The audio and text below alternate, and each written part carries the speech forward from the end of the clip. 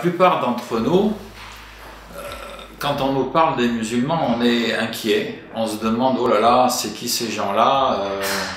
Qu'est-ce que je vais faire avec eux? Et c'est vrai qu'on est impressionné par cette radicalisation qu'on voit en ce moment se répandre partout. Et ça nous impressionne et ça nous fait peur.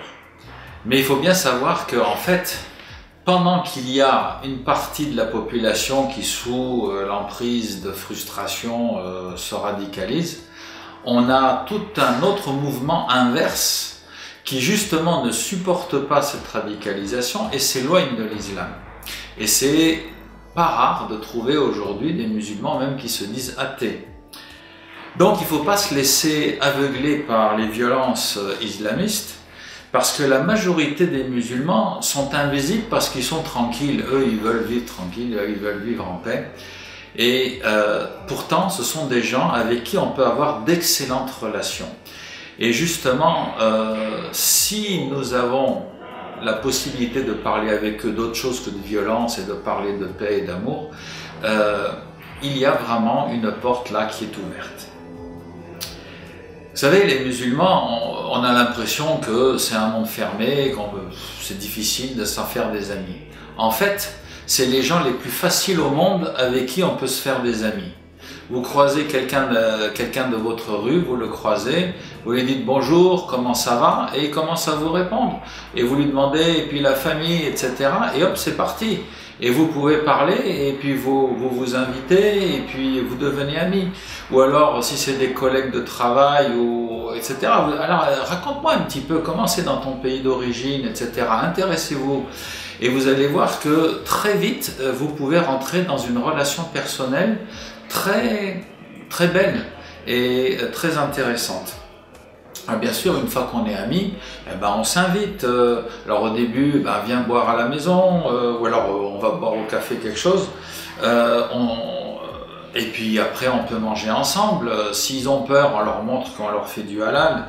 On se rend service. Et ça devient des relations vraiment privilégiées.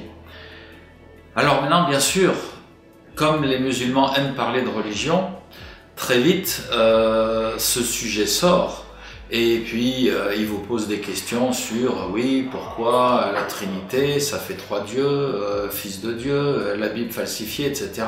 Ça sort souvent, enfin presque systématiquement assez vite. Eh bien, ne tombez pas dans le piège d'essayer de répondre à ces questions. Parce que si vous commencez à essayer d'expliquer, vous allez vous enfermer dans une discussion d'argument contre argument. Vous allez vous dire, ça fait parfois des discussions qui durent des heures, et vous allez vous dire, ah, on a bien discuté, sauf que vous avez débouché sur rien du tout. Donc ne tombez pas dans ce piège, n'argumentez pas, ça sert strictement à rien, c'est une impasse. Soit vous ne répondez tout simplement pas, vous dites écoute, moi je sais pas, et puis voilà, et puis on parle d'autre chose.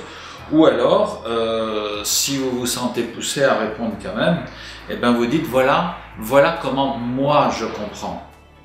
Voilà ma compréhension des choses. Ne venez pas en disant voilà la vérité, voilà c'est comme ça, voilà la preuve que.